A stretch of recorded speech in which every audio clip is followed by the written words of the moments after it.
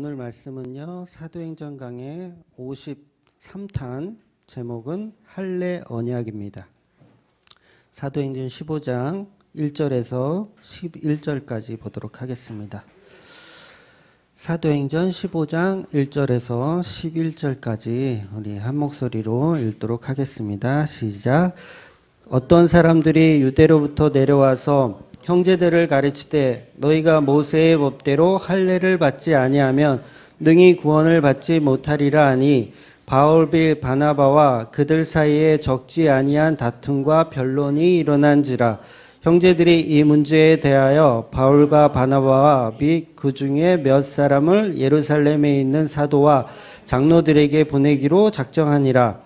그들이 교회에 전송을 받고 베니게와 사마리아로 다니며 이방인들이 주께 돌아온 일을 말하여 형제들을 다 크게 기뻐하더라. 예루살렘에 이르러 교회와 사도와 장로들에게 영접을 받고 하나님이 자기들과 함께 계셔 행하신 모든 일을 말하며 바리새파 중에 어떤 믿는 사람들이 일어나 말하되 이방인에게 할례를 행하고 모세의 율법을 지키라 명하는 것은 마땅하도다 하니라. 사도와 장로들이 이 일을 의논하러 모여 많은 변론이 있은 후에 베드로가 일어나 말하되 형제들아 너희가 알거니와 하나님이 이방인들로 내 입에서 복음의 말씀을 듣고 믿게 하시고 오래전부터 너희 가운데 나를 택하시고 또 마음을 아시는 하나님이 우리에게와 같이 그들에게도 성령을 주어 증언하시고 믿음으로 그들의 마음을 깨끗이 하사 그들이나 우리나 차별하지 아니하셨느니라. 그런데 지금 너희가 어찌하여 하나님을 시험하여 우리 조상과 우리도 능히 매지 못하던 멍에의 제자들의 목에 두렸느냐. 그러나 우리는 그들이 우리와 동일하게 주 예수의 은혜로 구원을 받는 줄을 믿노라 하니라. 아멘.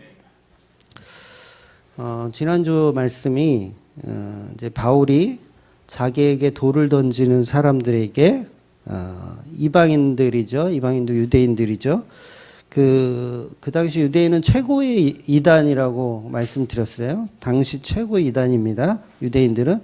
그런 사람들에게 바울이 다시 돌아가서 진짜 복음, 바른 복음을 다시 한번 전하는 모습을 우리가 봤어요. 그러니까 바울이 전도를 했는데 그 사람들이 바울한테 돌을 던져서요.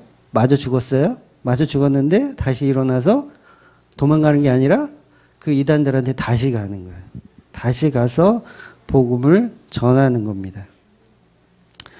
바울은 일부러 전도하는 곳마다 이제 먼저 들렸던 곳이 어디라 그랬어요? 유대인의 회당. 유대인의 회당은 사탄의 회당. 네. 가는 곳마다 전도를 하는데 교회를 가서 전도한다는 얘기예요. 그러니까 예를 들어서 제가 일본으로 전도 여행을 갔어요. 그러면 일본 가서 길거리에 이렇게 예수를 전하는 게 아니라 일본에 있는 교회들만 찾아다니면서 전도를 하는 거예요. 누가 봐도 이단이죠. 근데 지금 바울이 그런 모습으로 전도를 하고 있는 거예요. 유대인의 회당에 가서 유대인을 전하고 그 다음에 이방인을 전도하는 모습이에요. 그래서 바울은 분명히 우리들한테 주는 메시지가 분명히 있는데 우리 교회들은 여전히 이단들을 두려워하고 무서워하는 게 그게 현실이에요. 그러니까 교회마다 이제 신천지 출입 금지 뭐 이런 포스터를 붙인다든가 하는 이유가 뭐냐면 두려운 거예요. 두려운 거. 그러니까 진리를 이야기해야 되는데 진리를 이야기하지 못하고 그냥 도망다니기 급급한 거죠. 아직 우리 안에 바울이 경험했던 그 복음이 우리 안에 없는 거예요. 여전히. 우리는 그냥 도망다니기 바쁜 거죠. 그러니까 코로나19가 있기 이전부터 그랬어요. 뭐 특별히 코로나19 때문에 이렇게 뭐 못 들어오게 하는 것도 있지만 그 전에도 늘 그래 왔습니다. 이단 출입금지, 신천지 출입금지. 그런데 이단은 우리가 피해 다닐 대상이 아니고 복음을 전해야 하는, 진리를 전해야 하는 대상일 뿐입니다. 그러니까 우리에게는 바울처럼 이렇게 돌마저 가면서 이단에게 복음을 전할 생각이 여전히 없는 거죠. 이유가 뭔지 아세요? 이유가 뭘까요? 당연히 성령이 없어서 그렇습니다. 성령이 없어서 그래요. 성령 받은 것으로 착각하며 살 뿐이지 바울이 경험한 그 성령의 충만이 우리 안에 여전히 없기 때문에 이단들을 보면 두려운 거예요. 나도 그렇게 빠지면 어떻게 될까? 뭐 이런 거. 내 가족이 거기에 빠지면 어떻게 될까? 그런 거. 오늘 본문도 할례라고 하는 그 유대주의적 사상과 바울이 가진 바른 복음과의 싸움이에요. 그러니까 유대주의는 여전히 할례를 받아야 구원이 있다라고 이야기하고 싶은 거예요. 그러니까 이 유대인은 이단을 얘기하는 게 아닙니다. 유대인 출신의 기독교인이에요. 유대인 출신의 기독교인인데 여전히 뭐예요? 할례를 받아야 구원이 있다라고 주장을 하는 거예요. 그러니까 예루살렘 교인들이 처음 교회잖아요. 예루살렘 교인들은 유대적 사상이 아직도 뼛속까지 물들어 있는 거예요. 그러니까 안디옥 교회에 왔더니 안디옥 교회는 바울과 바나바가 좀 이렇게 담임 목사로 있는 교회잖아요. 그러다 보니까 이 사상이 안 맞는 거죠.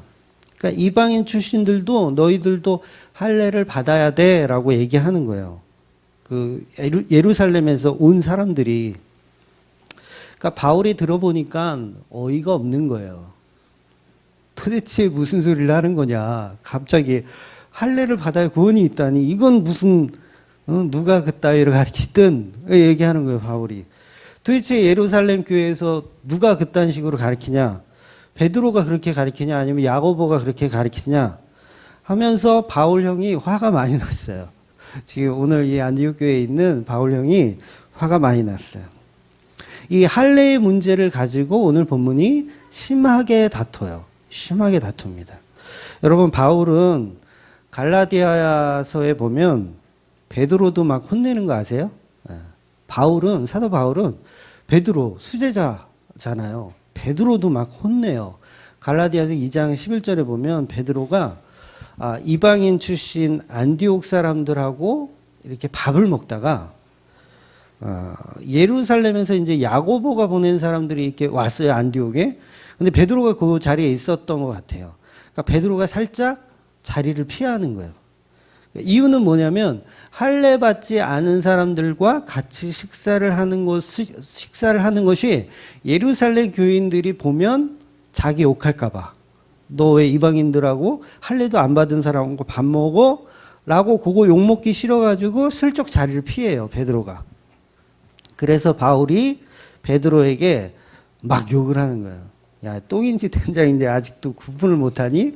막 이런 얘기는 없어요. 제가 이게 좀 드라마틱하게 얘기하는 거예요. 그러니까 베드로를 바울이 작살나게 막 욕을 하는 거예요. 제발 율법에 대해서 제발 좀 죽어라. 율법에 대해서 죽어라. 뭔 놈의 율법이 아직도 그렇게 몸속에 뼛속까지 자리 잡고 있냐. 나도 바리새인 출신이야.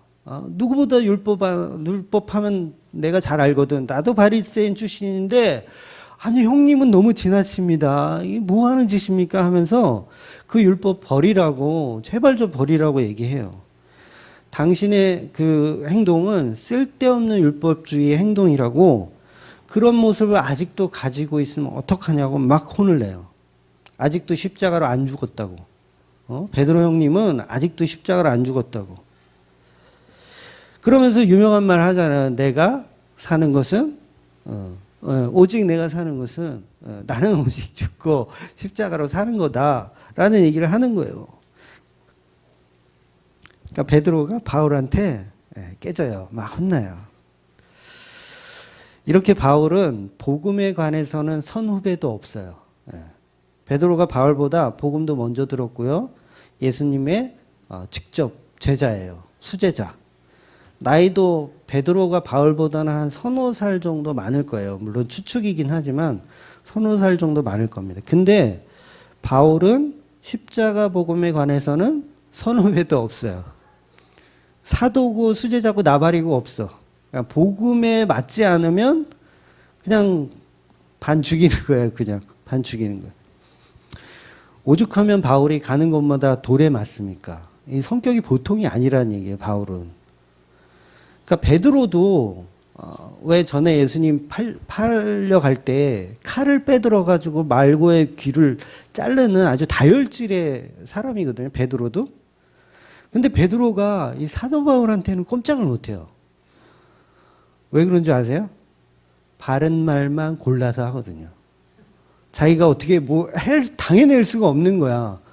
그러니까 율법에 대해서 완전히 해박하죠. 거기다가 그 율법 위에 또 십자가 복음이 얹혀진 사람이 얘기를 하니까 아무리 나이가 어린 동생이지만 꼼짝을 못하는 거예요. 베드로도.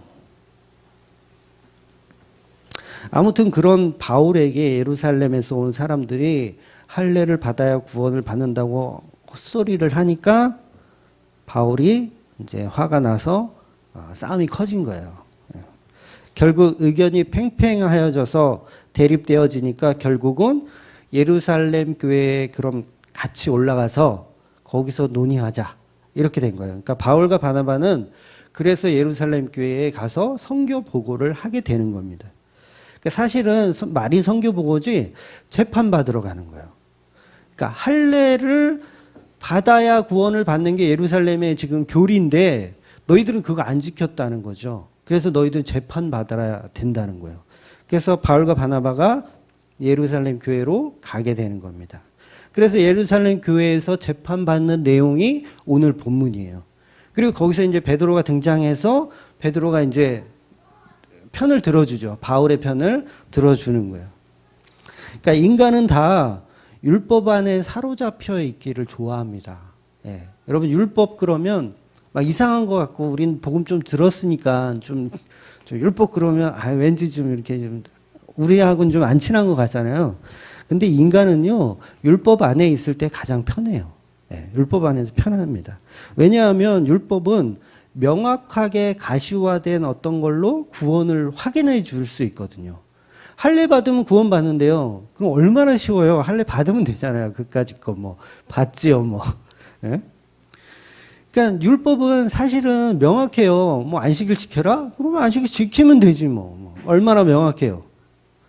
그러니까 근데 눈에 보이지도 않는 믿음으로 구원을 받는다는 것이 이게 얼마나 애매합니까? 얼마나 애매해요. 얼마나 막연해요.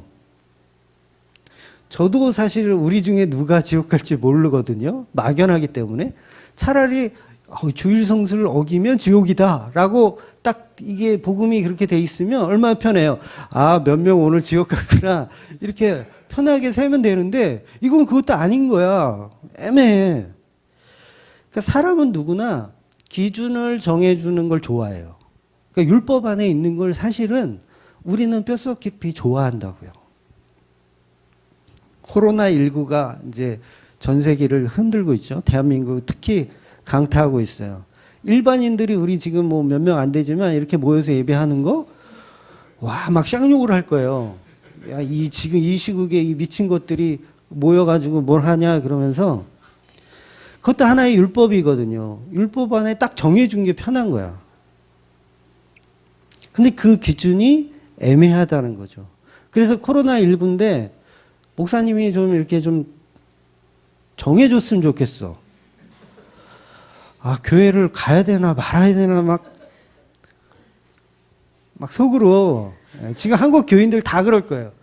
이제 물론 이제 교회가 딱, 우리 교회는 이제 인터넷 예배를 합니다. 아무도 오지 마십시오. 딱 이렇게 공포한 교회는 솔직히 마음이 편해. 집에서 이제 예배 드리면 되겠구나. 딱 마음 편해. 근데 애매해. 막 오라는 것도 아니고 오지 말라는 것도 아니고 애매해. 그럼 뭐예요? 스스로가 막 고민 속에 빠지는 거예요. 토요일 저녁까지 내일 가야 돼 말아야 돼. 그러니까 뭐예요? 율법의 기준을 정해주는 게 우리 인간은 사실 더 편한 거예요.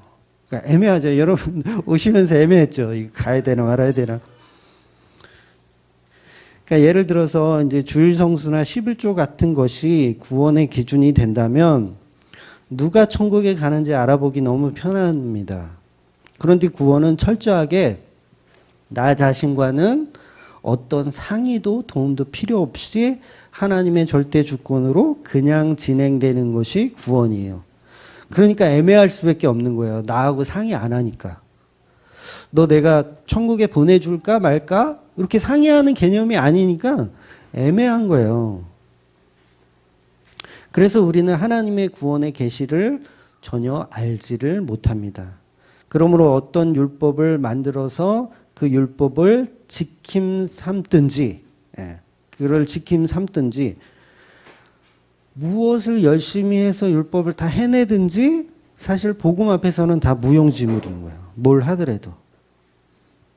집에서 인터넷으로 예배 드리면 코로나19가 창궐한 가운데서도 이렇게 오프라인으로 이렇게 오셨던 그 마음 가운데 예수 그리스도의 십자가 기름 부음이 없으면 사실은 둘 다 소용이 없는 거예요.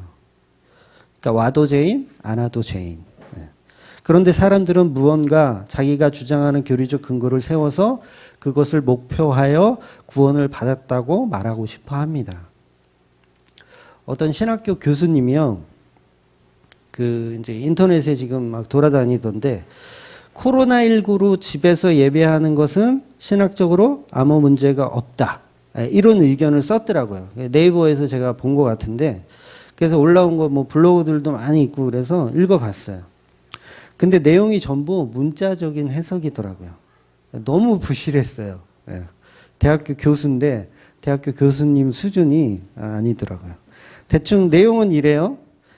구약에 왜 보면 모세오경에 보면 그 문둥병에 걸린 사람은 간염병으로 봐서 진 밖으로 이렇게 못 들어오고 버려지잖아요. 버려지는 게 아니라 부정한 사람으로 이렇게 좀 이렇게 격리를 시키잖아요. 그런 구약의 내용들을 가져다가 지금 코로나19와 비교를 해놨어요. 그러니까 코로나19 확진자일 경우, 그리고 확진의 가능성이 있을 경우는 나병 환자로 간주하여 교회 내에 격리되는 게 당연한 거다. 그래서 교회를 안 오고 집에서 예배하는 것은 오히려 성경적으로 근거가 있고 괜찮다라고 이렇게 써놓으셨어요. 그러니까 결과는 맞아요. 결론은 맞아요. 집에서 드리나 뭐 여기 나와서 드리나 그 예배하고 안 하고 그 결론은 맞는데 그것을 설명하는 과정이 완전히 이거는 대학 교수 수준이 아니더라고요. 완전히 짜집기. 그런 말씀들은 결국 죄인인 인간에 대한 설명일 뿐이에요. 죄인인 인간에 대한.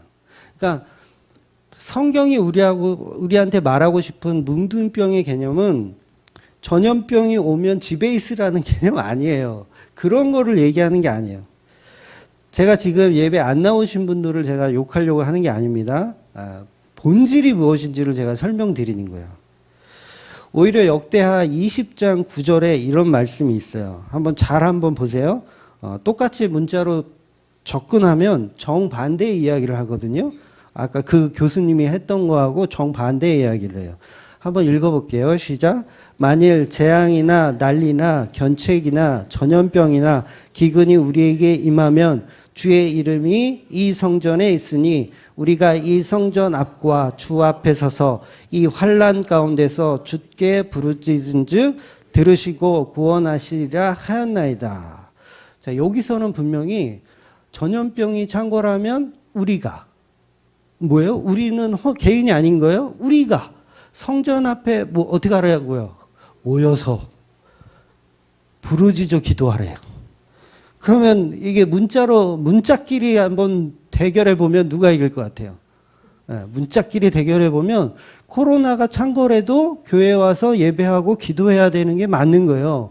문자끼리 대결하면. 오히려 역대하에서는 전염병이 생기면 성전에 모여서 기도하라고 분명히 정반대의 얘기를 하고 있어요. 그러나 둘 다 문자적인 해석이에요. 제가 일부러 예를 들어서 두 가지 경우에 해석 방식이 잘못됐다라는 걸 이야기하는 거예요. 코로나19로 부정하니 교회에 오지 마라. 코로나19 전염 가능성 있고 오지 마라. 아니면 전염병에도 성전에서 기도해라. 둘 다 문자적인 해석이에요. 둘 다. 성경은 그런 말을 하고 있는 게 아닙니다. 교회들이 모여서 주여 코로나19를 물러가게 하여 주시옵소서. 이것을 하라는 것도 아니고요. 그렇다고 반대로 집에 누워서 예배 안 하고 나는 안전하다. 나는 괜찮다. 나는 코로나19로부터 자유하다. 나는 안전하다. 이렇게 생각하는 것도 틀린 거예요. 둘 다 틀린 거예요. 그럼 성경의 본질은 뭐냐면 이러한 현상을 경험하면서 회개하고 주께 돌아오라는 사인일 뿐인 거예요. 그냥. 그러니까 행동 지침을 주는 내용이 아니라고요. 무엇을 해라 말아라는 행동 지침이 주는 게 아니라 어떤 현상을 통해서 우리가 우리의 잘못된 점을 지적받는 거예요. 즉 말씀을 율법으로 받으면 우리는 여전히 그걸 복음으로 이해를 못해요.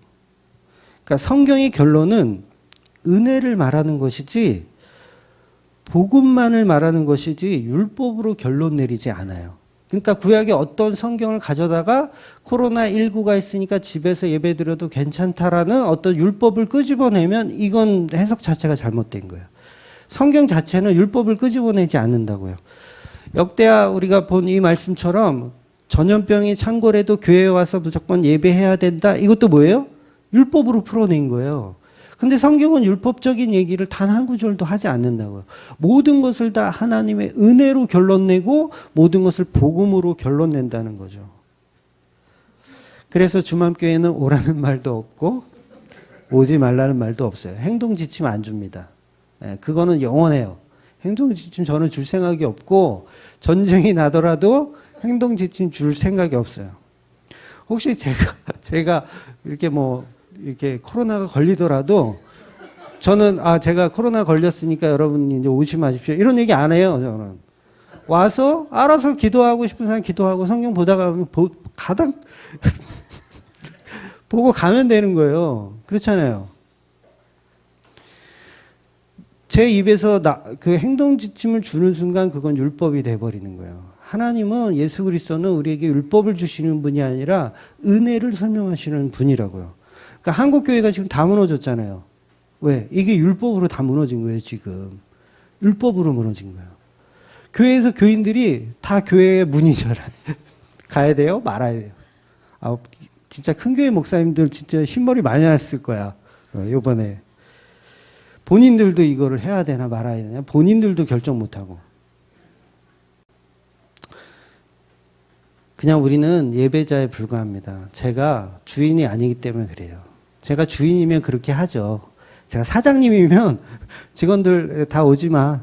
좀 쉬어. 이렇게 할 텐데 제가 사장이 아니에요. 사장님이 따로 있어. 악덕 사장님이에요. 코로나19에도 오지 말라는 얘기를 못하게 하시더라고요. 주여. 제가 책임을 회피하려는 것이 아니라 예배는 각자 알아서 가정에서 하든 현장에 나와서 하든 아무 데서나 하셔도 돼요. 전혀 상관없어요.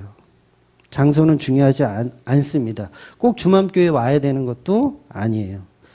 집에서 예배하고 싶으신 분은 집에서 예배하셔도 교리적으로 아무 문제가 없습니다.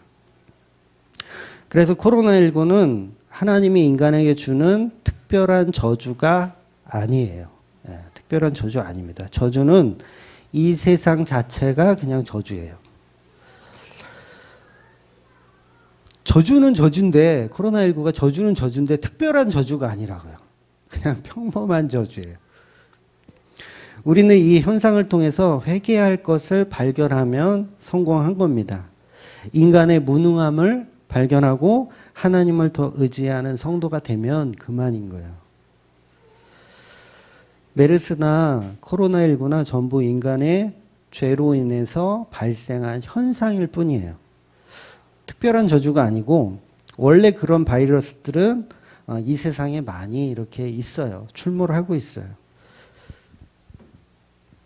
인간이 그렇게 죄를 통해서 만들어낸 작품이에요. 코로나19는 하나님이 만들어서 우리한테 보냈다는 개념이 아니고 인간의 죄로 인해서 만들어낸 작품이에요. 우리 작품이에요. 코로나 자체는 죄가 없어요. 코로나19가 무슨 죄가 있어요? 죄는 인간이 있어요. 죄는 인간이 지은 거고요. 코로나19는 죄가 없어요. 왜? 코로나19는 지옥 안 가요. 인간만 지옥에 가요. 그러니까 코로나19는 자기 살아보겠다고 열심히 지금 살고 있는 거예요, 지금. 인간들이 건드려 놓은 거죠. 인간들이. 그 뭐 코로나19가 박쥐 뭐 그런 얘기 있던데 그 맞나요? 박쥐에서 뭐 나왔다 뭐.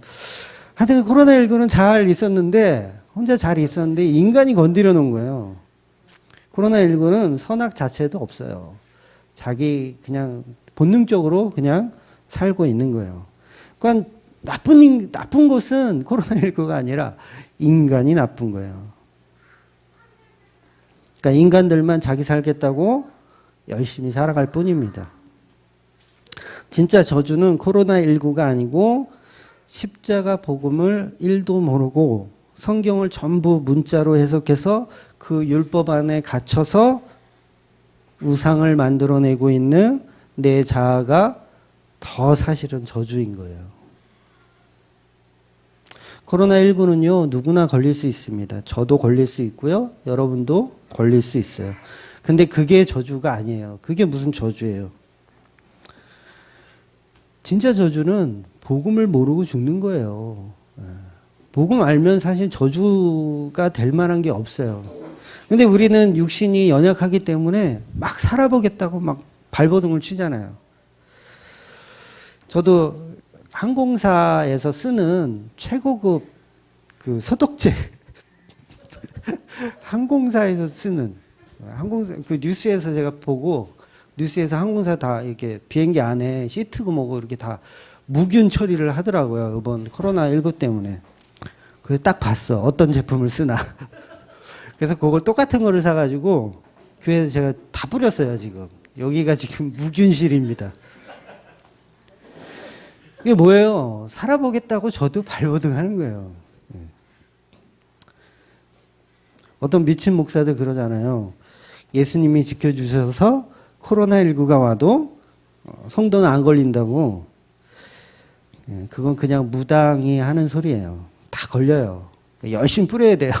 손소독제 하고 마스크 하시고 그래야 돼요. 그러나 병 걸리는 것 자체는 저주가 아니라는 거죠. 십자가 복음을 모르고 그냥 불쌍하게 사는 게 그게 진짜 저주인 거예요. 우리는 세상이 만들어 놓은 인과율에 다 속아 넘어가는 거예요. 나사로라고 하는 거지가 헌데투성이로 살다가 병도 걸렸어요. 개들이 와서 막 핥아요. 누가 봐도 저주의 인생이에요. 누가 봐도 그 인생은 코로나 걸린 인생이에요. 저주의 인생. 불쌍해요. 우리가 볼 때는 인과율로 보면. 근데 어때요? 천국 갔어요. 천국 갔어. 아브라함의 품에 안겨서 쉬고 있잖아요. 근데 오히려 코로나19 안 걸리고 부자로 살고 있어요. 이런 불경기에도 끄떡이 없어. 얼마나 부자인지. 우리는 지금 장사 안 돼가지고 죽을 맛인데, 직장이고 뭐고 지금 다, 유급 휴가도 아니고 무급 휴가는 뭐냐고, 이건.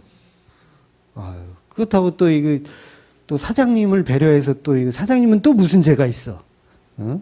서로 이제 합의해서 무급도 하고 유급도 하고 하지, 이게 뭐예요? 그런데도 이거에 끄떡없이 부자야. 그래서 그 사람이 축복받은 사람이냐는 거죠. 결국은 물 한 방울 먹을 수 없는 지옥에 떨어져서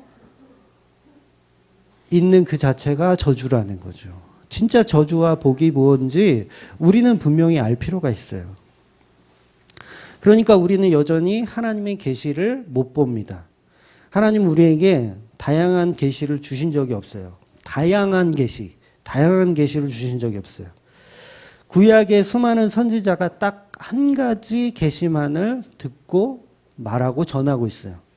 바로 예수 그리스도의 십자가의 그 계시만 동일하게 이야기하는 겁니다.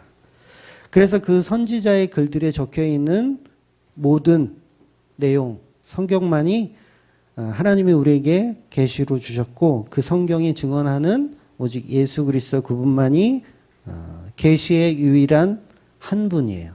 계시의 유일한 한 분. 그래서 이 세상에서 구원은 오직 예수님의 십자가이고 그것을 증언하는 것이 바로 특별 계시라고 하는 성경밖에는 없는 거예요. 우리가 이 사태에서 예배드리러 나왔다고 구원받는 거 아니고요. 집에서 쉰다고 지옥 가는 것도 아니에요. 그러니까 자리가 구원을 만드는 게 아닌 거죠. 그러니까 신학에서 말하는 뭐 자연계시라는 용어가 있어요. 신학에서 말하는 자연계시, 일반계시. 미안하지만 거기에도 구원이 없어요. 자연계시에서도 구원은 없어요. 그러니까 자연계시는 구원을 설명하는 현상일 뿐이지 그게 우리한테 구원을 주지 못하거든요. 그러니까 사실 자연계시라는 용어 자체도 사실 저는 좀 바꿀 필요가 있다고 생각을 해요. 자연의 계시. 그러니까 이 용어를 신학에서 쓰기 때문에 사용은 하지만 계시라는 말이 뭐냐면 하나님이 나타냄이거든요. 근데 하나님의 나타냄을 이 자연 속에서 우리가 발견해 봤자 우상만 만든다고요, 우리가. 그럼 이건 계시라고 하기가 너무도 미흡한 거예요. 왜냐하면 하나님이 우리에게 주시는 계시는 반드시 구원이 동반되어져야 하거든요. 근데 자연을 아무리 봐도 우리에게 구원을 주지 못해요. 그런데 인간들은 그 자연에서 구원을 준다고 착각하죠. 그래서 태양을 섬겨보기도 하고 달을 섬겨보기도 하고 뭐 바다를 섬겨보기도 하고 이렇게 섬겨보지만 결국 그것들은 우리에게 구원을 주지 못한다는 거죠. 그래서 자연 계시라는 말 자체가 저는 별로 썩 내키는 단어는 아니에요. 왜냐하면 하나님이 우리 인간에게 계시를 주면 계시라는 게 뭐예요? 보여주는 거잖아요. 하나님이 감추어진 것을 보여주는 게 계시잖아요. 하나님이 우리에게 감춰진 것을 보여줘. 그럼 우리 어떻게 돼요? 우리 죽는 거예요.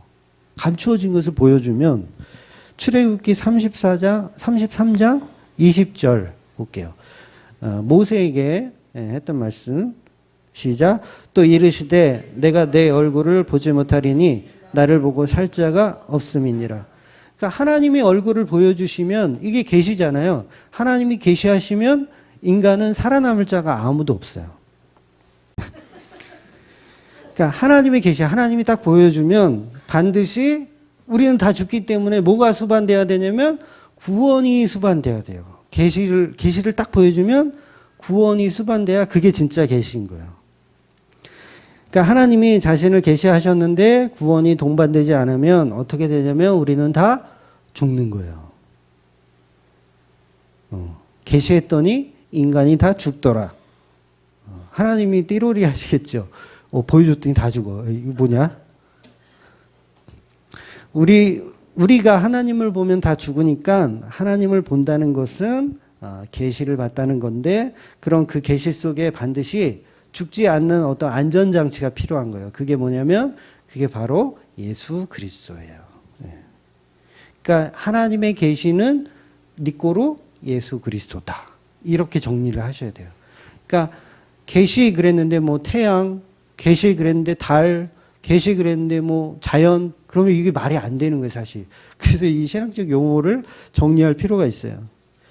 그래서 하나님의 계시는 예수밖에 없습니다. 다시 말해서 하나님의 계시가 인간에게 오면 반드시 구원이 일어나야 됩니다. 그렇지 않으면 다 죽기 때문에 그래요. 그러면 이 말은 하나님의 계시는 반드시 구원받은 성도에게만 주어진다는 말이 또 됩니다. 그렇죠? 네. 그래서 반드시 계시는 구원을 동반하고 있는 성경을 통해서 성도에게만 들어지고 성도에게만 전해진다는 거예요. 다른 사람들은 다 죽는 거예요. 그냥. 복음을 들어도 이 계시를 받아도 뭐예요? 예수 그리스도가 동반되지 않기 때문에 다 죽는 거예요. 그것을 지옥이라고 하는 겁니다. 그래서 인간에게 예수가 없으면 죽어서 그 하나님의 계시가 적용되는 순간 세상 사람들은 다 죽는 겁니다. 그래서 계시가 완성되지 않은 구약에서는 모세에게 하나님이 얼굴을 보여주지 않고 등만 이렇게 보여주시는 겁니다. 하나님의 얼굴을 보면 모세도 죽으니까. 왜? 모세는 뭐예요? 아직 예수 그리스도가 없는 상태를 이야기해 주는 거예요. 구약을 대표해서 얘기해 주는 거예요. 그러니까 구약에는 아직 예수가 없다. 그것을 설명하기 위하여 얼굴을 안 보여주시고 등을 보여주시는 거예요.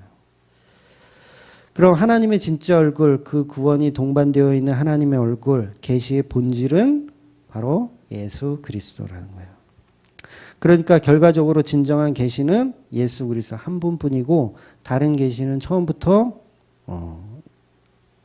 끝까지 앞으로도 없어요.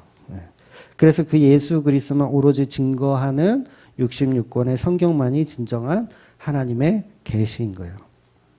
나머지는 하나님의 계시 아니라고 생각하셔도 돼요. 성경 말고는 하나님의 계시 아니라고 생각하시면 돼요. 꿈을 꿨는데 하나님이 나타나서 아니라고 생각하시면 돼요. 내가 무슨 얘기를 했는데 갑자기 막 환청이 들리고 그러면 정신병원에 상담을 받으시면 돼요.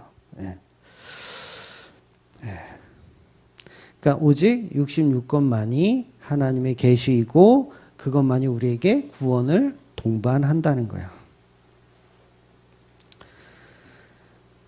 근데 그 성경을 가지고 우리가 또 문자에 갇혀 있잖아요. 예수로 연결하지 못하고 문자로 갇혀 있어요. 그러면 그 계시를 본 거예요, 못 본 거예요? 못 본 거예요. 그래서 성경을 전부 예수로 연결하셔야 돼요. 그냥 자연의 계시 속에 우리가 머무는 것, 그게 뭐냐면 그게 성경의 계시를 못 읽어내는 거예요. 자연은 이미 인간의 죄로 기능을 다 잃어버렸습니다. 자연을 통해서 우리는 우상만 계속해서 만들어낼 뿐이에요. 모든 종교가 전부 이 자연의 우상 만드는 기능만 있어요. 모든 종교가 다 하나님이 만든 이 우주 만물을 가지고 우상을 만들어내요. 인간도 사실 하나님 만든 저거잖아요. 하나님 만든 피조물이잖아요. 그러니까 그것도 우상이 되는 거예요. 신이 되는 거죠. 신천지가 신으로 섬기는 게 누구예요? 사람이에요. 사람. 이만희시라고 하는 사람을 신으로 섬기는 거예요. 그러니까 여전히 율법 안에 갇혀 있는 거고 자연 만물, 자연 계시 속에 있는 거예요. 그러나 자연 만물의 현상을 모두 하나님의 징계로 생각하시는 분들이 이제 많이 계신데, 그러니까 우한시에서 중국이 기독교를 박해해서 하나님이 벌을 내리셔가지고 코로나19를 보내셨다. 그럴듯해요. 네. 이단 신천지를 뿌리 뽑기 위해서 하나님이 코로나를 대구에 보내셨다. 이렇게 해석하는 목사님들 많아요. 아주 그냥 소설을 쓰세요. 네. 여전히 우리는 인가율로 성경을 보고 자연 계시 속에 머물러 있는 수준인 거예요. 그러니까 욥의 친구들처럼 인간의 생각으로 해석하는 거예요. 다 욥의 친구들처럼.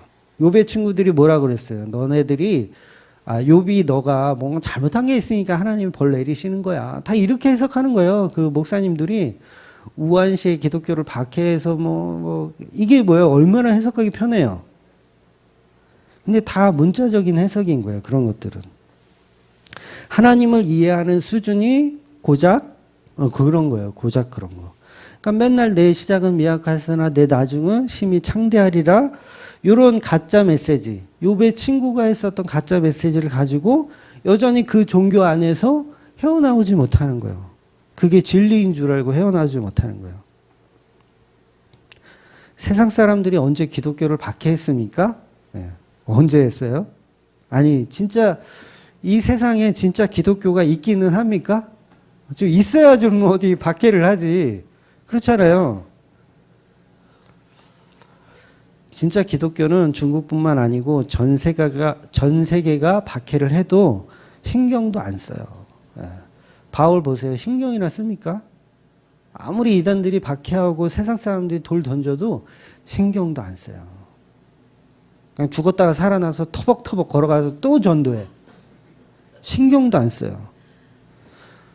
그런 게 기독교라는 거죠. 그런데 우한시에서 기독교를 박해해서 하나님이 징벌을 내리셨다. 이거 뭐예요? 바울이 그거예요. 저희 쌍놈 새끼들 나 죽이려고 돌 던졌어? 주여 하나님 천군 천사를 보내서 저것들을 다 죽여 주시옵소서. 이거하고 뭐가 달라요? 근데 바울은 그렇게 저주하지 않고 다시 터벅터벅 걸어 들어간다니까요. 그러니까 우리가 지금 이 현상들을 얼마나 왜곡되어져서 해석을 하고 있냐고요. 진짜 복음은 신경 안 써요. 세상이 박해를 하거나 말거나. 코로나19에도 이렇게 예배를 진행하는 마음카페 같은데 막 욕하고 난리예요. 그런데도 바울은 머리를 깎고 복음 전하러 또 들어가는 거예요. 그게 바울 안에 바울이 없고 예수가 있어서 그래요. 한국 땅에 진짜 그리스도의 핏값으로 버티고 있는 교회가 몇이나 될까요? 코로나19로 교회 문 닫는다는 광고하고 예수 안 믿는 사람들에게 잘했다고 박수 받는 교회들이 진짜 교회일까? 주일 성수 지켜야 한다고, 반대로 주일 성수 지켜야 한다고 출석 교인들만 출입시키고 처음 온 사람은 돌려보내고, 이게 장사하는 교회지 이게 진짜 교회 맞습니까? 한국 교회가 영혼을 살리고 싶은 생각이 추호도 없는 거예요.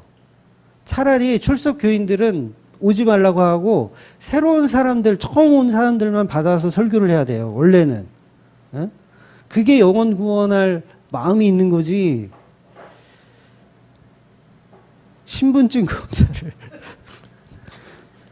옆에 금천에서 제일 큰 교회 있거든요. 지난주에 어떤 분이 갔었는데, 그러니까 등록을 안 하고 한 1년 가까이 다니셨나 봐요. 근데 검문 검색을 하더래. 신천지 색출하려고 검문 검색을 하더래. 등록을 안 했으니까 당연히 이름도 모르잖아요. 이름도 몰라요. 그러니까 빠꾸바 맞았다고 하시더라고요. 그러니까 이게 영혼 구원에 대한 개념 자체가 없는 거예요. 물론 이제 특별한 상황이긴 하니까 어느 정도 이해는 하지만, 영혼 구원보다는 내 건강을 지켜주고 내 가족의 건강을 지켜주는 코로나19에 더 우리가 관심이 있어요. 교회는 여전히 여가 생활하는 곳으로 생각하지 복음 전하는 곳이라고 생각을 안 하고 있어요.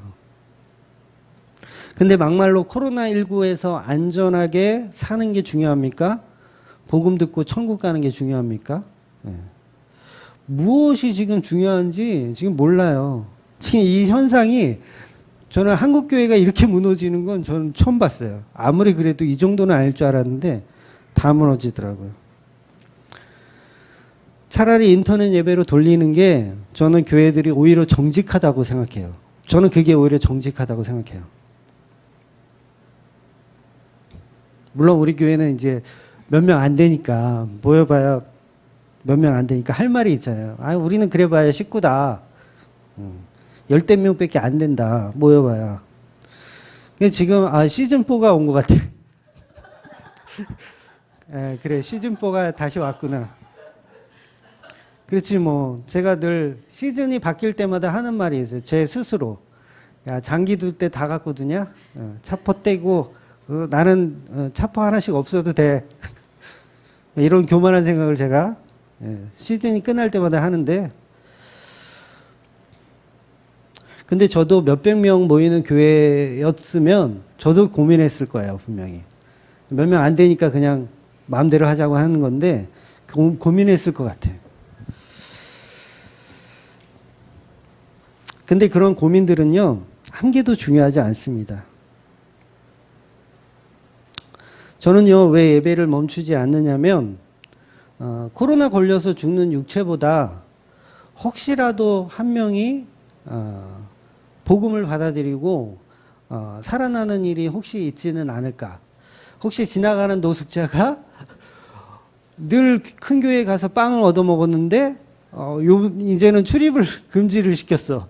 그래서 혹시라도 우리 교회에 혹시 오지 않을까 하는 마음에서 계속 영업을 하는 거예요. 저도 영업을 하는 겁니다.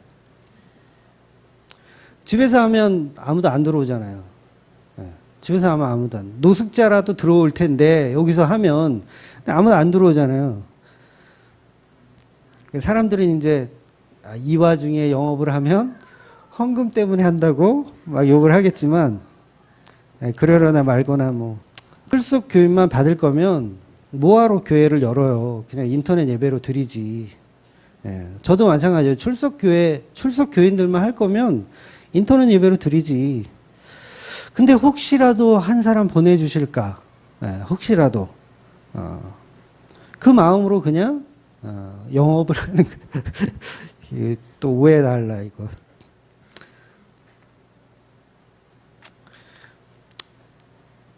그러니까 영혼 구원의 목적도 없으면 차라리 그냥 문을 닫지.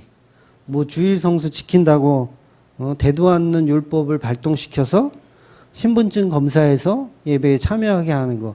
저는 한국 교회가 이미 답이 없다고 생각해요. 나중에 코로나19가 잠잠해지잖아요.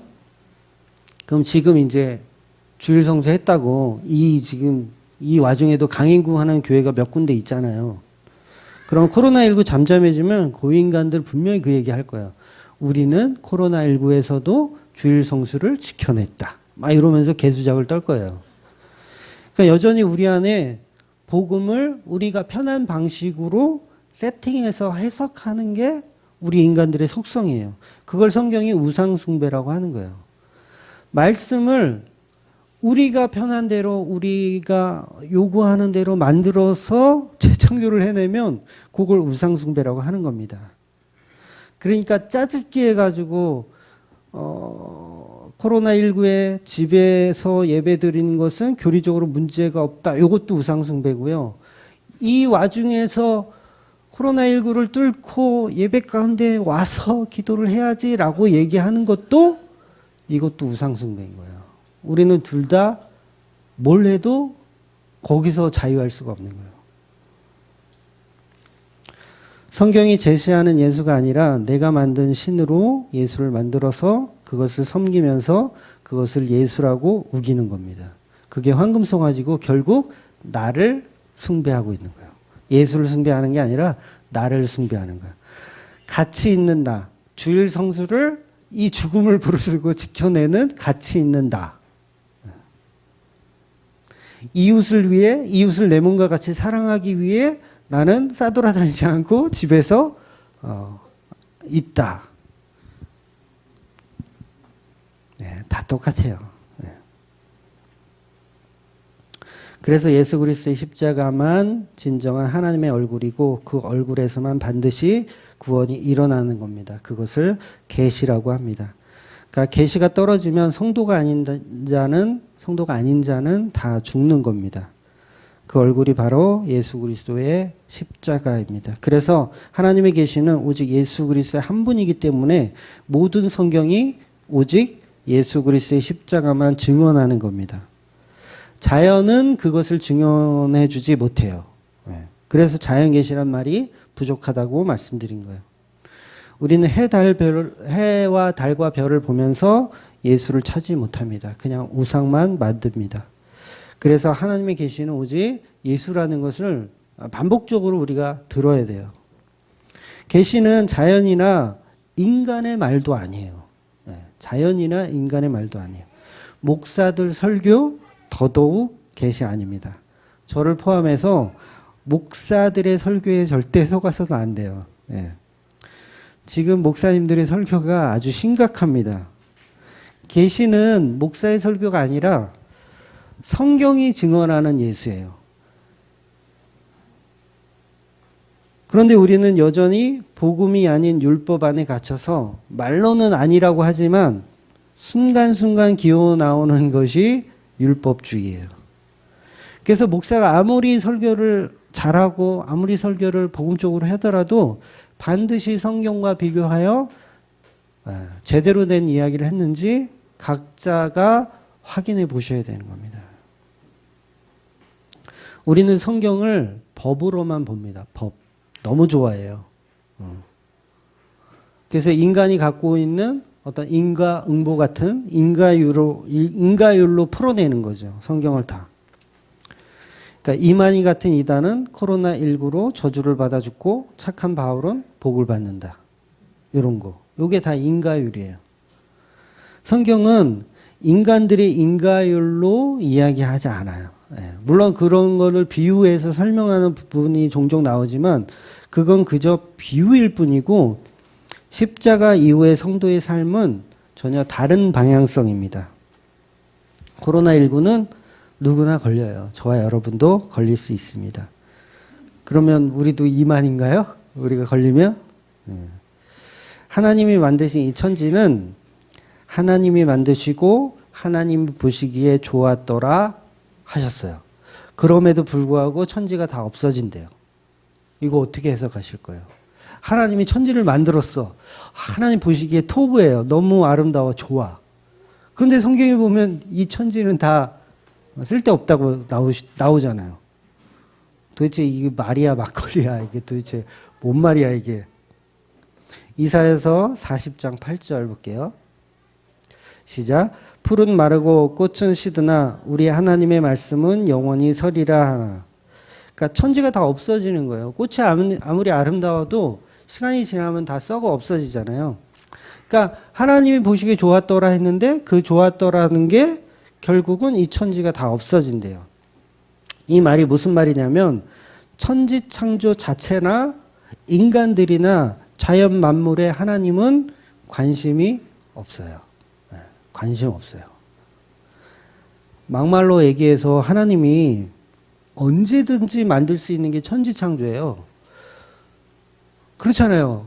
말씀으로 만드는 건데, 천지 창조 해야겠다. 툭 만들어.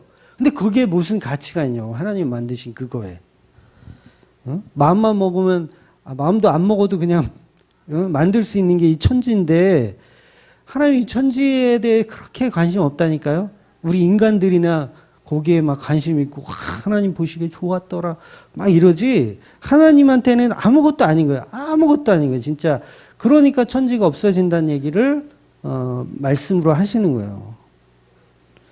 그러니까 하나님이 보실 때 이 세상은 그냥 허상이에요. 허상. 아무것도 아닌 거예요.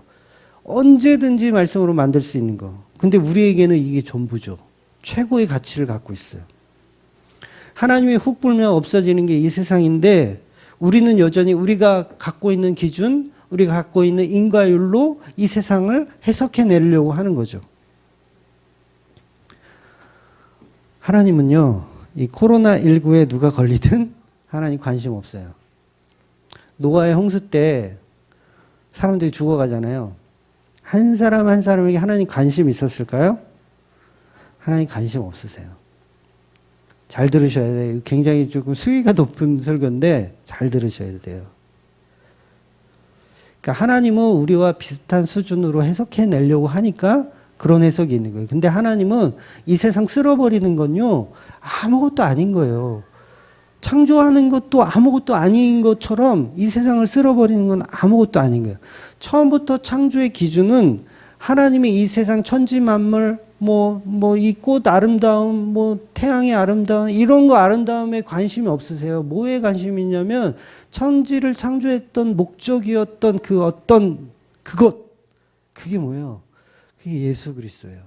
하나님은 처음부터 끝까지 예수 그리스도에게만 관심이 있었지, 이 천지 창조에, 그리고 우리 인간들 하나하나, 지옥 가는 하나하나의 사람들에게 관심이 없으시다고요.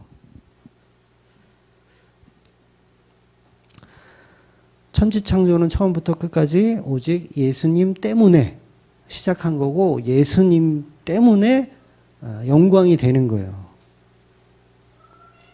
인간 중에서도 하나님의 형상으로 만들잖아요. 인간을 하나님의 형상으로 만들잖아요. 그게 뭐예요? 예수님의 형상으로 만든 거예요. 마귀의 형상이 되어 있잖아요. 우리가 죄를 지어서. 그럼 하나님이 거기에 관심 있을까요? 관심 없어요. 하나님은 오직 하나님의 형상으로 지음받은 그 성도에게만 관심이 있는 거예요. 이 자연 만물, 이 관심 없으세요. 하나님은 오직 예수 그리스도와 그를 통한 성도에게만 관심이 있어요. 하나님이 동물들한테 관심이 있을까요? 네.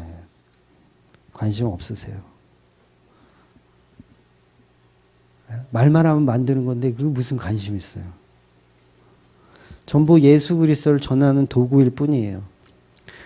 하나님이 사랑하시는 것은 그래서 오직 그 아들 예수, 독생자 예수밖에 없어요. 그래서 우리는 예수 그리스도의 신부, 며느리가 되지 못하면 다 지옥에 가는 거예요.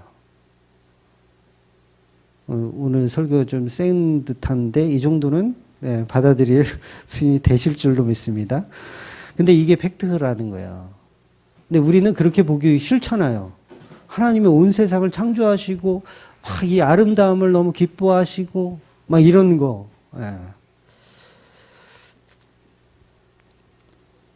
전부 종교라는 이름으로 기독교를 포장해서 모든 인간이나 자연 만물을 하나님이 사랑하신다고 우리가 우기고 싶은 것이지, 하나님은 날마다 인간들을 보면서 지은 것을 한탄하실 뿐이에요.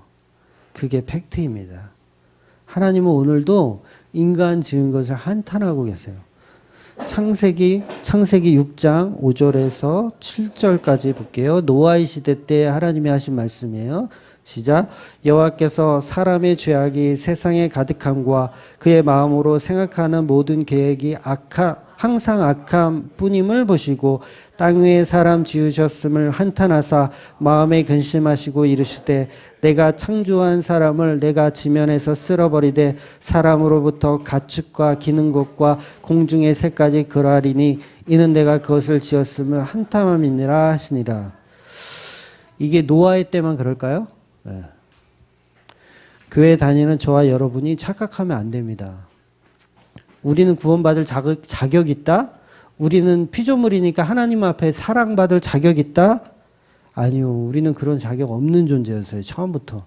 우리는 선악과 이후부터 아예 그 생각을 포기하셔야 돼요. 그냥 쓰레기예요.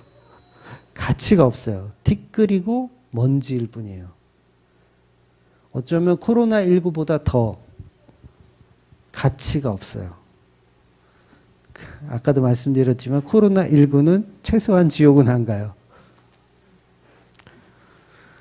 지금 노아의 시대하고 다르지 않습니다. 더하면 더했지 덜 하지 않아요. 우리는 죽을 때 전부 다 바이러스 세균들에 장악되어서 그냥 죽는 존재예요. 죽는 시간마다 다 다를 뿐이지 다 우리는 코로나 바이러스 같은 세균에 다 감염돼서 죽는 거예요. 건강한 어르신들이 왜 늙어서 죽는 그 노안으로 돌아가시잖아요. 돌아가실 때 어떻게 돌아가셔요? 건강하신 분이.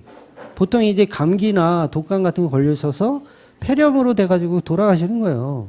그러니까 인간은 누구나 코로나19가 걸려서 가는 거예요, 그게. 그 시간이 조금 이제 빨라지는 것 뿐이지, 지금. 결국 우리는 다 그렇게 세균에 의해서, 바이러스에 의해서 죽는 겁니다. 근데 무슨 코로나19가 특별한 저주입니까? 우리가 가는 어차피 그 길인데. 인간은 죄를 지었기 때문에 저주받아서 죽는 게 당연한 거예요. 이 세상 자체에 코로나19가 있던 없던 선악과 이유는 그냥 다 저주받은 세상이에요. 그래서 살려고 하면 죽는 거예요, 우리는. 그 저주 속에서 우리는 인간의 가치 없음을 아셔야 하는 겁니다. 예수 복음을 모르고 이 땅에서 정말 잘났다고 사는 자체가 저주예요. 그러니까 우리에게 복은 오직 예수를 믿는 것밖에 없습니다. 그러니까 기독교 교리 특별 계시는 전부 십자가로 완성되는 겁니다. 할례를 받아야 구원을 받는다. 예루살렘 교인들은 머릿속까지 아직까지 바리새인의 율법적 사고가 들어있기 때문에 그래요. 저와 여러분에게도 인과율로 인한 율법이 가득합니다. 여전히. 예수 잘 믿으면 복 받고 안 믿으면 벌 받는다. 기독교는 코로나19 안 걸리고 신천지는 코로나19 걸린다.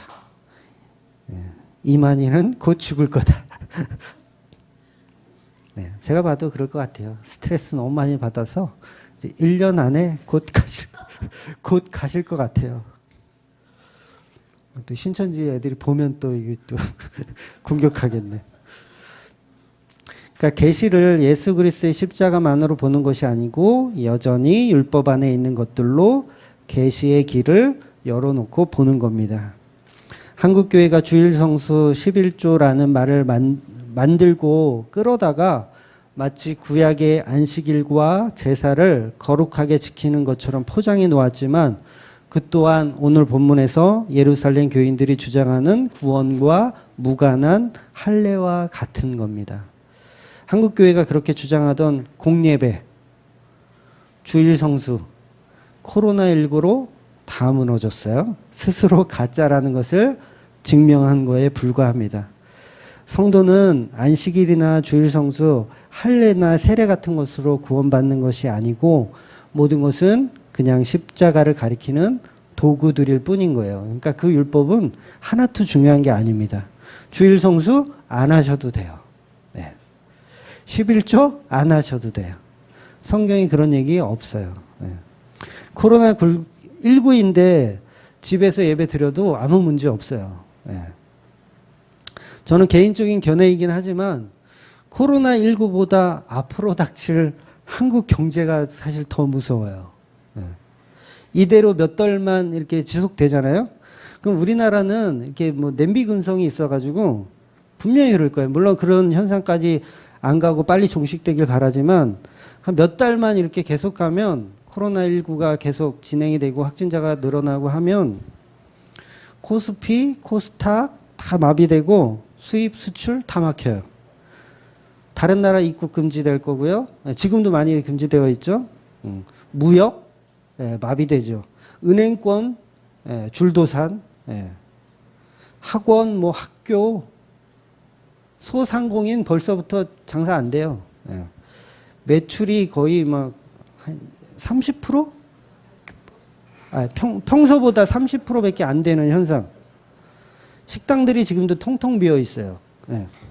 임대료 못 내가지고 뭐 임대료를 뭐 내려주면 뭐 정부에서 뭐 지원해준다 막 이러고 있죠. 만약에 이게 두 달, 세 달 이렇게 간다고 생각해 보세요. 분명히 사람들 그럴 거예요. 아, 코로나고 지랄이고 나 걸려도 되니까 경제 좀 살려달라고. 제발 방송 좀 그만하라고. 지겹다고. 분명히 그렇게 나올 거예요. 물론 그런 시기가 안 되길 바라겠지만. 그러니까 우리는 어쩌면 정말 거대한 우리가 정말 본질로 봐야 되는 거에 이미 속고 있는 거예요. 그 인플루엔자 전에 이제 메르스 전인가 후인가 하여튼 한참 막 또 인플루엔자 그 유행했던 적 있잖아요. 지금은 그게 뭐가 됐어요? 그냥 독감의 하나로 그냥 일상으로 지금도 있어요. 근데 그것 때문에 무슨 뭐 가게 문을 닫고 그런 사람 없잖아요. 결국은 이 코로나19도 사실 우리가 품어야 할 우리의 동반자예요. 근데 이걸 지금 너무 저주로 보는 것 자체가 사실 문제인 거죠. 우리가 품어야 할 독감인데, 물론 이제 신종이기도 하고 전파력이 너무 빠르니까 우리가 조금 조심해야 되고, 뭐 이렇게 손 소독도 해야 되고 해야 되지만, 결국은 이것 때문에 파생되는 경제적 손실이 우리를 더 죽인다는 거죠. 네. 그러나 이 사태가 빨리 진정되기를 바랍니다. 그러니까 제가 설교하고 싶은 요지는 인간들 세상의 현상에 시선을 뺏길 필요가 없다는 거예요. 국가 재난에 물론 이제 복음 안에서 열심히 협조를 해야 되겠지만 더 중요한 본질을 우리 기독교인들은 봐야 된다는 거죠. 우리는 성경이 아무리 복음을 말해도 전부 율법으로 해석해서 듣는 것을 좋아하기 때문에, 그래서 저와 여러분에게도 성령께서 만져주셔서 설명해주지 않으면 복음을 이해 못합니다. 그냥 성경 보면 까만 것은 글씨요, 하얀 것은 종이다. 결국 그 수준인 거예요. 그러니까 신학 교수식이나 된 사람도 그런 헛소리를 하는 거예요. 유대인 출신 기독교인들이 예수를 믿으면서 여전히 할례에 집중하고 있는 이유가 바로 그거예요. 구약의 하나님을 전부 예수 그리스도로 투영하지 못하는 거죠. 그런데 모든 구약의 절기나 할례 같은 것은 전부 예수로 완성되는 이야기입니다. 지금 한국 교회들은 그걸 다 놓치고 있어요. 말씀에서 예수 그리스도를 투영해내지 못하는 거예요. 전부 율법적으로 만들어서 이 시국에도 주일 성수해야 된다고 외치고 있고, 반대로 부정한 상태에 있는 자는 집에서 쉬어야 된다고 말도 안 되는 사람들끼리 서로 팽팽하게 싸우고 있는 거예요.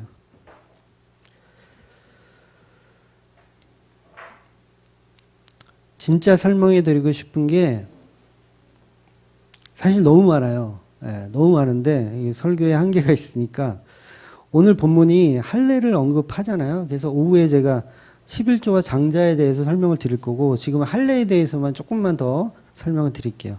할례는 구약에서 하나님이 아브라함에게 주셨던 언약의 표징입니다. 창세기 17장 9절 11절 볼게요. 시작. 하나님이 또 아브라함에 이르시되 그런즉 너는 내 언약을 지키고 내 후손도 대대로 지키라. 너희 중 남자는 다 할례를 받으라. 이것이 나와 너희와 너희 후손 사이에 지킬 내 언약이니라. 너희는 포피를 배워라. 이것이 나와 너희 사이의 언약의 표징이니라. 아멘. 할례 이야기를 해야 되는데 우리 초등학생이 있어가지고 또 질문할 것 같아. 그러니까 할례가 뭐예요? 이렇게. 그러니까 지금 읽은 이 내용에서 이렇게 하나님은 인간을 대표하는 아브라함에게 할례를 언약의 징표로 말씀하신 겁니다. 그럼 이 아브라함의 할례는 어떤 뜻이냐는 거죠. 아브라함은 자기 힘으로 아들을 낳았어요. 그게 누구였냐면 이스마엘을 자기 힘으로 낳았어요. 그런데 하나님은 이스마엘이 아닌 이삭을 주기를 원하셨던 거예요. 그래서 인간의 힘으로 자식 낳기를 못 해버린다는 의미로 아브라함에게 할례를 명령하시는 겁니다. 여러분 한번 생각해 보세요. 아들을 낳으려면 남자의 그곳을 소중하게 잘 지켜야 되잖아요. 우리 남자분들 그렇잖아요. 오매불망 잘 지켜야 돼요. 아들을 낳으려면 오매불망 잘 지켜야 돼요. 아마 금 팬티를 입고 잘 지켜도 모자랄 판에. 그러니까 남자의 씨가 나오는 그곳 얼마나 소중하게 잘 오매불망 지켜야 되겠어요. 그 생식기를 금 팬티를 입고 보호해도 모자랄 판에 하나님이 거시기를 아작을 내라는 거예요. 그것도 나이가 99세인데, 야, 이건 젊은 나이도 아니고 99세의 주책이지, 응? 도대체 그 나이에 거시기를 아작을 내면 어떻게 번성을 하라는 거예요? 어떻게 아기를 낳으라는 거예요? 이거 말이 안 되는 얘기를 성경이 하고 있는 거예요. 아니, 하나님이 이삭을 주실 거면 제일 먼저 금 팬티를 좀 이렇게 남자분들 그런 팬티 인터넷에 파는 거 많던데 왜 이렇게 좋은 거 그런 거를 입혀주셔도 모자랄 판에 할례를 하라는 거예요. 그러니까 지금처럼 비뇨기과 가서 이렇게 잘 수술하는 것처럼 하는 것도 아니에요. 할례는 포경수술이다, 아가야? 포경수술은 아니? 그러니까 할례는 그 당시에 부싯돌을 만들어서 부싯돌로 생식기를 그냥 아작을 내는 거예요. 그러니까 지금의 뭐 이렇게 깔끔하게 하는 수술이 아닌 거죠. 그러니까 이것은 완전히 인간의 힘으로 생식할 수 없게 하겠다는 거예요. 인간의 노력으로 자식을 못 갖게 하겠다. 이게 하나님의 의도인 거예요. 하나님의 철저한 의도. 그리고 이 생식이 불가능한 상태로 아브라함에게 할례를 명령하시고 할례를 받고 나서 이제 다음에 100세가 돼서 이삭을 주시는 거예요. 그러니까 이삭은 누구 힘으로 난 거예요? 하나님의 힘으로. 인간의 힘으로 낸 게 아니라는 뜻이에요. 그래서 구원은 철저하게 인간의 무능력을 설명합니다. 인간의 무능력으로 집어넣어서 구원을 설명하는 게 그게 바로 십자가인 거예요. 네. 코로나19로 우리가 인간의 무능력을 보셔야 돼요. 그럼 제대로 보신 거예요. 코로나19 몰러가 주시옵소서 이게 아니라 코로나19를 보면서 아 인간의 무능력, 우리는 티끌이고 먼지이구나. 요걸 보는 사람이 제대로 보는 거예요. 현미경으로도 안 보인대요. 코로나 바이러스는 전자현미경으로 봐야 된대요. 그냥 현미경으로도 안 보여. 그러니까 세균, 보통 세균, 바이러스하고 세균은 달라요. 세균은 좀 큰 애들이에요. 덩치가 큰 애들이고, 바이러스는 진짜 세균에 비해서도 정말 미세한, 진짜 전자현미경으로 봐야 하는. 근데 보세요. 이 전자현미경으로도 봐야 하는 그 바이러스 때문에 학교가 문을 닫아요. 회사가 문을 닫고, 교회가 문을 닫아요. 6.25 그 전쟁통에서도 한국교회가 살아났다고 제가 선배들한테 들었거든요. 주일 성수를 지켜냈다고. 근데 보세요. 다 무너졌어요. 바이러스, 그 작은 눈에 보이지 않는 것에. 뭐 스포츠 경기? 뭐 농구인가 뭐 하는데 관객이 아무도 없더라고요. 야, 그러니까 인간의 무능력이 얼마나 무능한가. 그러니까 이 할례가 바로 인간의 무능력을 말하는 겁니다. 그러니까 이삭의 탄생은 결국 인간의 힘이 아닌 하나님의 힘이라는 겁니다. 그래서 십자가도 인간의 무능력의 절정이에요. 인간의 무능력의 절정이 십자가입니다. 인간의 죄가 그 십자가에서 무능력하게 표현되어져서 죽는 겁니다. 그래서 구원받는 인간은 반드시 그 무능력으로 그 무능력을 인정하고 십자가에서 죽어야 하는 거예요.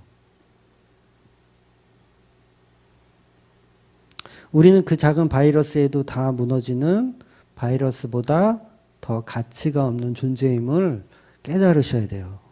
여전히 티끌이고 먼지에 불과하다는 것을 발견하셔야 됩니다. 그러니 우리는 십자가 예수가 필요한 거죠. 무능력하니까 우리는 십자가 예수가 필요한 거예요. 그게 바른 기도입니다. 코로나19 뭐 물러갈지어다 이게 바른 기도가 아니고 물러가야 될 것은 인간이에요. 인간들은 물러갈지어다. 요게 바른 기도예요. 코로나19가 무슨 죄가 있어요. 그러니까 우리가 지금 이때에 가장 해야 할 것은 뭐냐면 빨리 회개하고 복음을 받아들이는 거예요. 그러니까 어떤 상황에도 어떤 환경에도 우리가 봐야 할 것은 창조주 예수 십자가. 그 예수만 발견하는 자가 성도인 겁니다. 이삭이 상징하는 것은 약속의 자녀예요. 여자의 후손, 약속의 자녀. 즉 이삭은 메시아를 상징하는 인물로 태어나는 겁니다. 이 이삭의 몸을 통해서 이제 예수님의 족보가 완성이 되는 거예요. 다시 말해서 예수 그리스도는 온전히 하나님의 언약으로 오시는 겁니다. 이 언약은 인간과 하나님의 언약이 아니에요. 인간과 하나님의 언약이 아니에요. 인간은 중간에서 할례 받아서 죽는 거예요. 할례 받아서 저기 찌그러져 있고 그 언약은 예수님과 하나님이 하시는 거예요. 이게 할례의 본뜻입니다. 그러니까 할례의 본뜻은 우리 기능 없음, 우리 무능력함, 우리 그 언약에서 빠져야 됨, 그거 설명하는 거예요. 인간의 자리는 없어요. 그래서 저리 비켜요. 저리 비켜. 하나님들이 하시는데 네가 왜 중간에서 알짱거려? 저리 비켜. 할례나 받고 찌그러져 있어. 이거예요. 그러니까 이스라엘 백성이 이제 전쟁을 해야 되는데 여호수아가 뭐라고 명령하냐면 야 얘들아 다 할례 받아. 이렇게 명령한다고요. 할례 받으면 어떻게 되는 거예요? 전쟁 중에 할례 받으면 다 죽는 거예요. 그게 뭐예요? 할례 너희들의 무능력함, 무기력함, 찌그러져 있어. 전쟁은 하나님이 하실 거야. 요거거든요. 그러니까 언약 안에서 너희들은 저리 비켜요. 자꾸 언약에 끼어들라 그래. 우리 인간이. 그래서 결국 할례의 본질은 십자가를 통한 구원만 상징하는 것입니다. 십자가의 구원, 인간의 노력은 1도 없다가 할례예요. 그래서 인간의 생식으로 구원을 이루는 것이 아니고 오직 하나님의 재창조로 완성되신 그 십자가로만 구원을 받는 겁니다. 그래서 제가 서론으로 자연계시에서는 구원이 없다고 말씀드리는 겁니다. 첫째 날부터 일곱째 날까지 구원이 없어요. 네. 왜? 인간의 죄로 인해서 첫째 날부터 일곱째 날까지 구원이 없어요. 그 자연계시에서는 구원이 없습니다. 반드시 새로운 날이 필요해요. 그래서 그 날이 할례 받는 날, 8번째 날이 되는 거예요. 창세기 17장 12절 볼게요. 시작. 너희의 대대로 모든 남자는 집에서 난 자나 또 너희 자손이 아니라 이방 사람에게서 돈으로 산 자를 막론하고 난 지 8일 만에 할례를 받을 것이다. 그러니까 할례를 난 지 8일 만에 받으래요. 그러니까 어떤 목사님들이 이제 뭐 8일째가 아기가 태어나서 8일째가 가장 이게 상처가 잘 아문다. 뭐 어쩐다 이런 말을 했는데 그런 의미 아닙니다. 네, 그건 뭐 맞는지 틀린지 모르겠지만 그런 의미로 8째 날 하라는 게 아니라 8째 날은 재창조의 날을 설명하는 거예요. 바로 자연계시를 뛰어넘는 특별계시. 네, 자연계시를 뛰어넘는 특별계시 예수 그리스도를 설명하는 거예요. 그래서 제7일 안식일.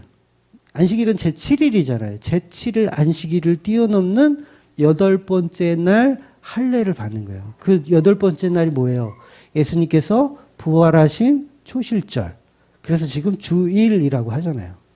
그래서 안식일은 토요일인데 우리가 주일날 주일 지키는 거예요. 이게 신학적 근거가 다 있는 겁니다. 근데 뭣도 모르죠. 그냥 다 그냥 구약에 있는 안식일이 주일로 바뀌었다. 뭐 이렇게 하는 거죠. 그러니까 예수님께서도 7일 안식 후 첫날 8번째 날 죽음을 이기시고 부활하신 거예요. 그래서 자연계시에는 그래서 구원이 없는 거예요. 오직 예수님이 만드신 그 십자가를 통한 8번째 날 그 할례의 날에만 구원이 있는 거예요. 그래서 그걸 재창조라고 얘기하는 거예요. 그래서 예수님이 사망 권세를 이기고 부활하시는 거예요. 그러니까 첫째 날부터 창조된 그 날은 뭐예요? 이미 저주잖아요. 사망이고 사망 권세예요, 그냥. 죄를 인해서 이 천지창조는 다 뭐예요? 저주예요, 저주. 근데 그걸 이기고 부활해야 돼요. 새로운 날이 필요한 거예요. 그래서 그 8번째 날이 새하늘과 새 땅이에요. 아, 신천지가 의도는 좋았어요. 네, 신천지.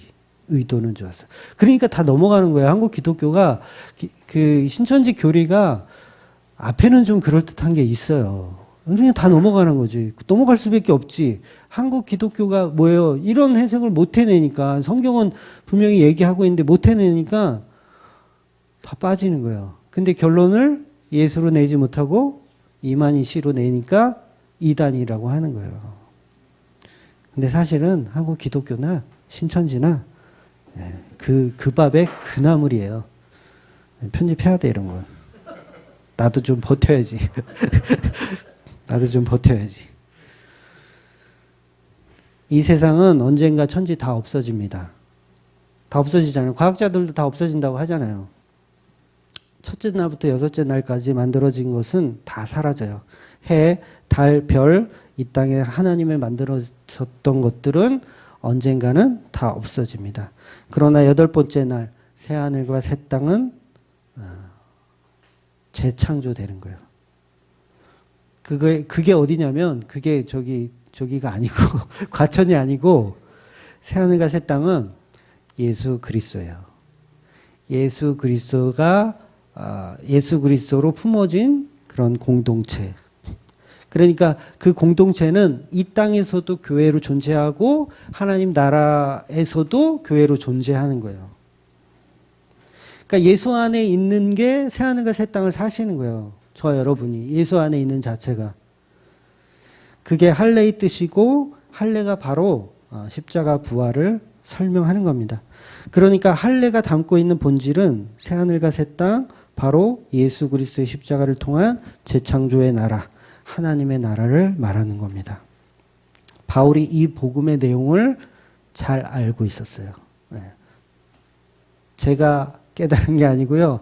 바울이 이미 알고 있었어요. 그래서 성경 여러 군데서 이런 얘기들을 이미 저한테 알려줬어요. 바울이. 그래서 바울이 화가 난 거예요. 유대인 출신 기독교인들한테.